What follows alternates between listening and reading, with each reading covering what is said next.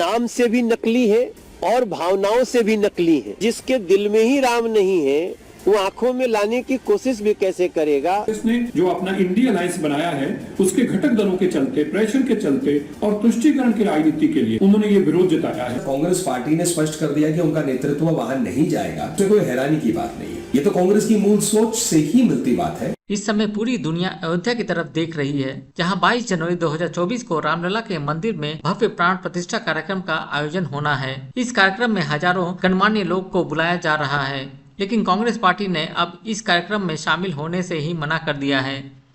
कांग्रेस ने एक पत्र जारी करके इस आयोजन को राजनीतिक करार दिया है और कहा है कि वो अधूरे मंदिर में होने वाले प्राण प्रतिष्ठा कार्यक्रम से दूर रहेगी। पार्टी ने साफ किया है कि सोनिया गांधी, कांग्रेस के अध्यक्ष मल्लिकार्जुन खड़गे और लोकसभा में पार्टी के नेता अधीर रंजन चौधरी इस कार्यक्रम में शामिल नहीं होंगे।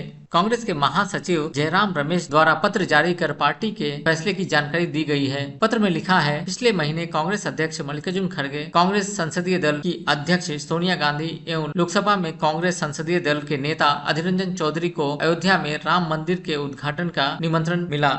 पत्र में आगे लिखा है, भगवान राम की पूजा अर्चना करोड़ों भारतीय करते हैं। धर्म मनुष्य का व्यक्तिगत विषय होता आया है, लेकिन बीजेपी और आरएसएस ने वर्षों से अयोध्या में श्री राम मंदिर को एक राजनीतिक परियोजना बना दिया है। स्पष्ट है कि एक अर्धनिर्मित मंदिर का उद्घाटन केवल चुनावी लाभ उठाने के लिए किया जा रहा है। 2019 के माननीय सर्वोच्च न्यायालय के निर्णय को स्वीकार करते हुए और लोगों की आस्था के सम्मान में मल्लिकार्जुन खड़गे, सोनिया गांधी एवं अधीर रंजन चौधरी बीजेपी और आरएसएस के इस आयोजन के निमंत्रण को ससम्मान अस्वीकार करते हैं।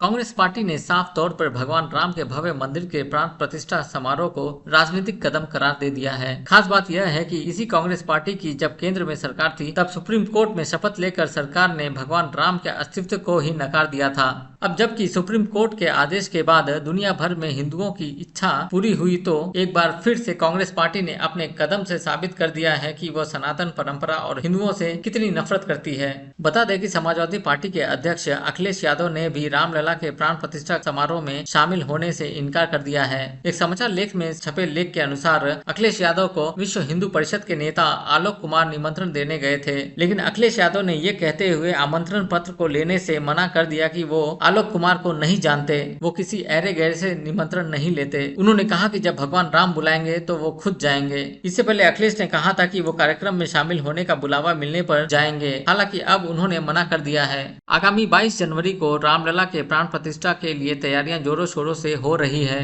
इस अवसर पर प्रधानमंत्री नरेंद्र मोदी और उत्तर प्रदेश के मुख्यमंत्री श्री योगी आदित्यनाथ भी उपस्थित रहेंगे। इसके अतिरिक्त 3000 वीआईपी समेत 7000 लोग को निमंत्रण भेजे गए हैं। ट्रस्ट ने कहा है कि लगभग 15,000 लोगों को आने का इंतजार होगा। राम मंदिर से जुड़ी इस वक्त एक बड़ी खबर आ रही है। राम मंदिर के उद्घाटन में सोनिया गांधी नहीं जाएंगी। सोनिया ने निमंत्रण अस्वीकार कर दिया है। आरएसएस का कार्यक्रम बताकर निमंत्रण को सोनिया गांधी ने अस्वीकार किया है। खड़गे और अधीर रंजन चौधरी ने भी निमंत्रण को अस्वीकार किया है और अब सोनिया गांधी समेत खड़गे और अधीर रंजन चौधरी भी इस कार्यक्रम में शामिल नहीं होंगे। ये नाम से भी नकली है और भावनाओं से भी नकली है। जिसके दिल में ही राम नहीं है वो आंखों में लाने की कोशिश भी कैसे करेगा। कांग्रेस ने जो अपना इंडिया अलायंस बनाया है उसके घटक दलों के चलते, प्रेशर के चलते और तुष्टीकरण की राजनीति के लिए उन्होंने ये विरोध जताया है। जब कांग्रेस पार्टी ने स्पष्ट कर दिया कि उनका नेतृत्व वहां नहीं जाएगा, तो कोई हैरानी की बात नहीं है। ये तो कांग्रेस की मूल सोच से ही मिलती बात है। तो आइए अब आपको समझाते हैं कि आखिर किसको किसको निमंत्रण गया था और इस निमंत्रण पर क्या कुछ उनकी ओर से कहा गया। जरा मैं आज आपको ये समझाने जाती हूँ। आप देखिए, सोनिया गांधी, इन्हें निमंत्रण भेजा गया लेकिन इन्होंने अस्वीकार कर दिया उस निमंत्रण पत्र को, यानी कि मानने से ही कि वो निमंत्रण पत्र जो है उसको इन्होंने अस्वीकार कर दिया। मल्लिकार्जुन खड़गे उनकी पार्टी के अध्यक्ष है, दूसरा नाम, इन्हें भी स्वीकार नहीं हुआ निमंत्रण। अधीर रंजन चौधरी को भी निमंत्रण गया था रामलला की प्राण प्रतिष्ठा के लिए, लेकिन इन्होंने भी स्वीकार नहीं किया। अखिलेश यादव को तो जब निमंत्रण भेजा गया तो उन्होंने क्या कुछ कहा, बेहद चौंकाने वाली बात है, लेकिन स्वीकार उन्होंने भी नहीं किया। ये आप देख रहे हैं वृंदा करात, उन्होंने भी साफ तौर पे कह दिया कि नहीं, हमें ये बीजेपी का कार्यक्रम स्वीकार नहीं है। सीताराम येचुरी भी यही बातें करते नजर आए कि ये तो प्राण प्रतिष्ठा का कार्यक्रम का बीजेपी का इवेंट है, यानी इसे राजनीतिक कार्यक्रम ये लोग मान रहे हैं। इसके बाद देखिए लालू प्रसाद यादव, उन्होंने तो समय ही नहीं दिया। जो वहां पर जो टीम थी मंदिर ट्रस्ट की, वो निमंत्रण पत्र देने के लिए जाने वाली थी, उन्होंने समय मांगा लेकिन समय नहीं दिया गया। नीतीश कुमार भी कुछ यही कर रहे हैं, नीतीश कुमार ने अभी तक समय नहीं दिया। उन्होंने वो टीम जो चाह रही थी कि निमंत्रण पत्र दे दिया जाए साक्षात जाकर के, लेकिन कैसे नीतीश कुमार ने भी समय देने से मना कर दिया। लेकिन ये हो क्यों रहा है, अब चलिए जरा मैं आपको बताती हूं कि आज कांग्रेस की ओर से बाकायदा एक लेटर जारी किया गया, जिसमें उन्होंने बताया कि कैसे निमंत्रण पत्र स्वीकार नहीं करते हैं। सोनिया गांधी उन्हें निमंत्रण भेजा गया था, मल्लिकार्जुन खड़गे को निमंत्रण भेजा गया था, अधीर रंजन चौधरी को निमंत्रण भेजा गया था। भगवान राम को करोड़ों लोग पूजते हैं। आज जो स्टेटमेंट्स इन लोगों के निकलकर सामने आए वो क्या, वो मैं बता रही हूं। धर्म इंसान का व्यक्तिगत विषय होता है, ये कांग्रेस कह रही है। बीजेपी आरएसएस ने मंदिर को राजनीतिक परियोजना बना दिया है, ये कहा गया है कांग्रेस की ओर से। चुनावी लाभ के लिए अधूरे बने मंदिर का उद्घाटन कार्यक्रम है।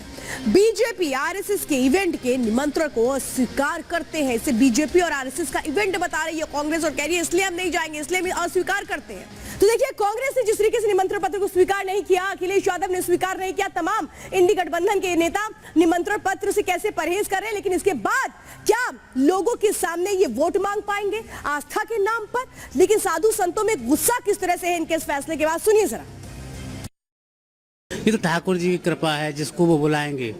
यह सर आवत अति कठिनाई, राम कृपाविन आप न जाई। यही सर आवत अति कठिनाई, यहाँ आने के बाद भी वो रामलला का दर्शन आज तक नहीं किए हैं कांग्रेस वाले। कांग्रेस सोनिया गांधी और खड़गे की तो बुद्धि भ्रष्ट हो गई है, उनकी लुटिया पूरी तरह से डूब चुकी है। तो अखिलेश यादव साफ तौर पे ये कह रहे हैं कि वो लोग जो निमंत्रण देने के लिए आए थे, वो कहते हैं मैं तो इनको मानता ही नहीं हूं, ये कौन लोग हैं, मैं किसी भी अनजाने से निमंत्रण नहीं लूंगा। लेकिन यही अखिलेश यादव एक वक्त में ये भी कह रहे थे कि अगर निमंत्रण आएगा, बुलाया जाएगा तो हम जाएंगे, यही बातें कर रही थी डिंपल यादव। लेकिन आज इनकी ये बातें बदल चुकी है। इससे पहले इन्होंने कहा क्या था, सुनिए जरा। ये भगवान का कार्यक्रम है, भगवान जिसको बुलाएंगे वो जाएंगे। अगर निमंत्रण आएगा तो जाएंगे, निमंत्रण रामलला ट्रस्ट की तरफ से, और अगर नहीं आएगा तो भी जाएंगे, बाद में जाएंगे। तो अखिलेश यादव जो सीधे सीधे साफ तौर पे कैसे एक तरह से कहें क्या कि खुद को ये दिखाने की भी कोशिश कर रहे हैं कि वो राम विरोधी नहीं है, वो अपने वोट बैंक को खुश करने की भी कोशिशें कर रहे हैं। यानी कि क्या कंफ्यूज नजर आते हैं अखिलेश यादव, और अखिलेश यादव की सियासी साधना क्या कहती है समझिए। वीएचपी के निमंत्रण पर अखिलेश यादव का ये बयान सामने आता है, क्योंकि वीएचपी के लोग ही उनको निमंत्रण पत्र देने के लिए गए थे। वो साफ तौर पर क्या कहते हैं, मैं इनको नहीं जानता हूं, हम उनको ही निमंत्रित करते हैं जिनको जानते हैं। वो कह रहे हैं कि नहीं, मैं तो इनको जानता नहीं हूं, इनसे निमंत्रण पत्र मैं कैसे ले लूं, जिनको जानते हैं उनसे ही निमंत्रण लिया जाता है, वो ये बात कह रहे हैं। सबको पता है कि निमंत्रण पत्र जा रहे हैं, वीएचपी निमंत्रण पत्र लेके जा रही है, और ये कह रहे हैं कि नहीं, हम तो इनको जानते ही नहीं है, जिनको नहीं जानते उनसे निमंत्रण पत्र हम कैसे ले सकते हैं। इस तरीके की बातें यहां पर नजर आती है अखिलेश यादव की ओर से। यही अखिलेश यादव अभी थोड़ी देर पहले क्या कह रहे थे, वो भी